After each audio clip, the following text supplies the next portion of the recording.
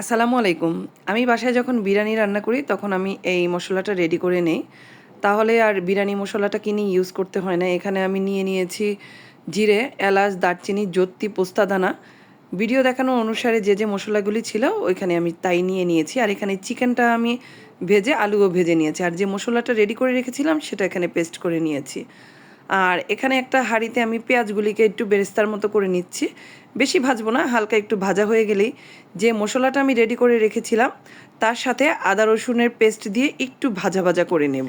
আর এখানে আমি কাশ্মীরি লাল মরিচের গুঁড়োটা 2 চামচের মতো ইউজ করেছি একটু রঙটা ভালো আসার জন্য।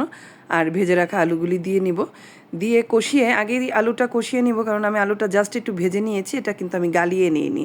এখন এখানে একটু ভালোভাবে কষিয়ে আমি এখানে যে ভেজে রাখা চিকেনগুলি ছিল সেই চিকেনগুলি আমি এখানে অ্যাড করে দিব।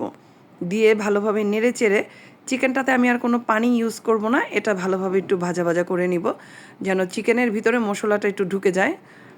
আর এখানে আমি পোলাওটা দম দিয়ে নিয়েছি, আর যে মশলাটা রেডি করে রেখেছিলাম চিকেন আলুর সাথে সেটা আমি অ্যাডজাস্ট করে দিব। আমি কিন্তু বিরিয়ানির মশলা আর যখন ইউজ করি তখন পোলাওটা কিন্তু টোটালটাই আর কি পুরোটাই হয়ে নেই না, 70% যখন হয়ে আসে তখন আমি মশলাটা দিয়ে সব নেড়ে চেড়ে দমে দিয়ে নেই আর কি। অনেকের কাছেই কিন্তু মুরগির বিরিয়ানি ভালো লাগে না, আমার কাছে ভালোই লাগে। এভাবে রান্না করে দেখবেন, আপনাদের কাছেও ভালো লাগবে। আসসালামু আলাইকুম।